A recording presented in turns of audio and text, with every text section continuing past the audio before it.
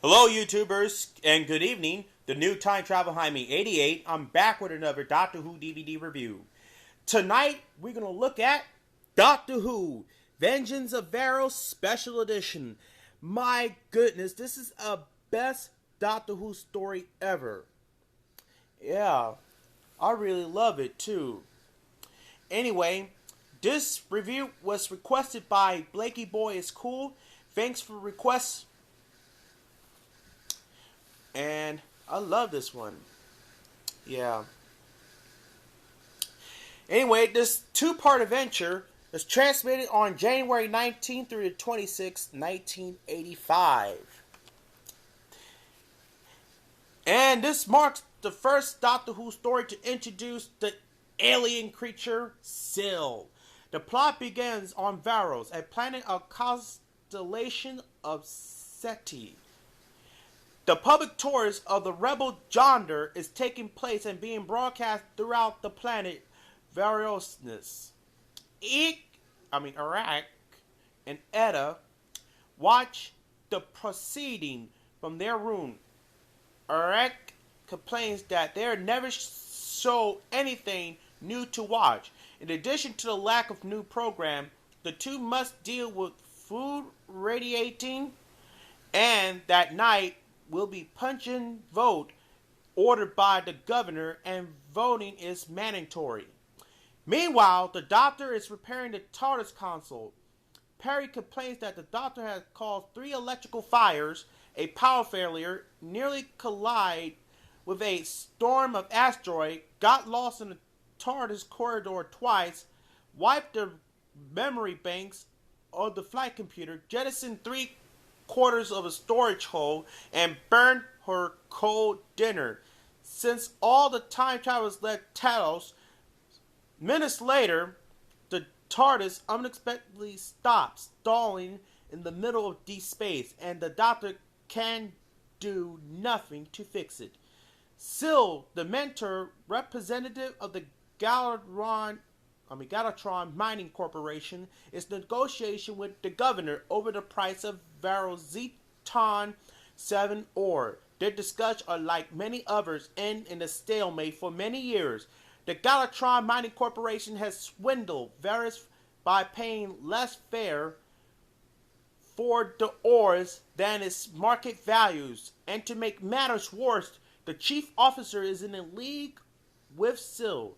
The governor moves on to conduct the night voter. He addressed the people asking for their vote on if should hold out longer for a fair price on the ore. The governor lost and is forced to endure a human cell disintegration bombardment. The process slowly kills the target, and his third time his recommendation has failed to pass. The guard backs recommends that the governor execute Jonda to please the citizens so he can recuperate before the next vote. Perry locates the TARDIS manual and present to the Doctor. Quickly dismiss it. He knows perfectly well what caused their dilemma. The transcendental elements with the TARDIS has stopped producing orbit energy. They need Zeton 7 ore to regain the power system regulating, and as the Doctor explained that Zeton 7 is expectedly rare and only comes from one planet, Varos. The Doctor managed to repair the TARDIS enough to travel to Varos and arrives right before the execution of Jonna is to take place. The guard on station to watch over the execution believe that the TARDIS is merely hallucination caused by the punishment dome. The Doctor and Perry exit the TARDIS and they think they are hallucination as well. And with some help from the chained Jonna, the guards incapacitated the two, free Jonna, and make their escape. After being cut off from the TARDIS by more guards, they are rescued by Rondell, who has defected after speaking with Arita, and decides to help them. but he is killed shortly after pursuing the guard. The Doctor, Perry, and Jonda and Arita continue to on through the punishment dome, attempting to make their way back to the TARDIS, but during a run-in with another group of guards, the Doctor is separated from others who are arrested. He enters the corridor and appears psychologically as a desert. And with all Varos watching, the Doctor stumbles to the heat and collapse and his end as a close-up. And Jonda said, and cut. During the ordeal, Perry has been brought to the control center in the company of the governor. Syl and the other officer, they question her as she watched them bring the Doctor's body to the acid bath for disposal. It also revealed that he is not dead, but his mind was influenced to make him believe he was dying of thirst in the desert. The Doctor suddenly stands up and walks over to the two attendants. While their back were turned, the surprise caused the first attendant to jump, push the second into the bath. A struggle ensues, and the attendant is then pulled into the acid bath when by the second reach up and grabs him. The Doctor strolls out with a moderate grip. After his making his way from the acid bath, the Doctor is cornered by Quilliam,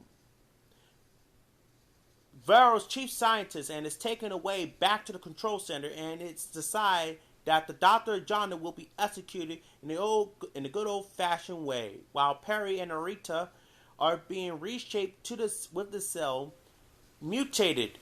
The Doctor and Jonda are placed in the news, while the governor and Syl watch at the last moment. The Doctor questioned the governor about Syl and the extortion. Syl's bodyguard rushed to the platform when the nose arced and pulled the lever, but the two simply fall through the holes, the rope coming right off the support. And as turns out, there was to be no excuses. It was all the way to get information out of the Doctor. The Doctor suspected this as he noticed that they are not being filmed. The group then attempt to stop the cell mutation on Perry and Arita, but they are told it's too advantageous a stage to stop. The Doctor and Jonda grab the weapons of nearby guards and attempted to intimidate Quilliam to deactivate the mutator, but it fails, and the Doctor resorts to shoot the entire control panel, the process being stopped in the nick of time, and Perry and Arita return to their original form. The four then escape back to the depths of the punishment dome towards the possibility of escape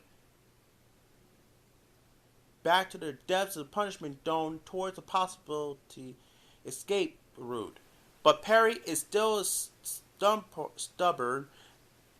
stupor at the effects of the mutation and recaptured and taken to the control center. Chief and Syl make their final moves on the governor in hopes that the next vote will be killed by the human disintegration bombarders, securing a way them to control Varos and the Zeton 7 ore. Meanwhile, the Doctor and Jonda and Arita make their way into the end zone of the dome. When the exit is supposed to be, the vote start. The bombardment began, but the guard, Mandak, had changed the heart and stopped the device, saving the governor and Perry. The three them make their way to meet up with the Doctor through the ventilation ducts. The Doctor's group is then chased by two cannibals and lost them some poisonous tendrum. Tendrils. The chief and Aquilium arrives on the scene, but they entangle in the tendril, killing them. They meet up with Perry and the governor and Meldak. They all make their way back to the control center to put an end to Cell's plan of controlling Varos. The Galatron Mining Corporation also began to side with Varos. A second source of Zeton 7 ore has been found. Cell is ordered to attain Varos' ore at any price. The doctor and Perry then bid the governors farewell, taking the replacement ore with them. The governor issued a message to the citizens saying that there will be no more injustice, torture, and execution. Iraq and Ita watch in disbelief, wondering what they'll do with a newfound freedom. Wow, this is a best story ever. Yeah. And look at that. Look at the DVD cover. I love this one. It has the doctor has his hands out to fight the hallucination. You have Perry mutated into a bird, and we have Syl. And this is the 2-disc set. Yeah, Vengeance of Varos Special Edition. Let's take a look on the DVD features. And I did not notice that one. It is Canadian. Canadian? I didn't know you can play Canadian tapes on North America. Anyway, here's the still pictures. On the commentary, we have audio commentary by actor Colin Baker, Nicola Bryant, and Nibel Shaban. Nice or Nasty. The Idiot's Lantern. Deleted and extended scenes, behind the scenes, outtakes, acid bath scene with alternate music, BBC News coverage, Tomorrow's Time, The Sixth Doctor, hosted by Sarah Sutton, Breakfast Time, Saturday Superstore, French and Saunders comedy sketch, Photo Gallery, Trails and Continuity, and Isolation Music.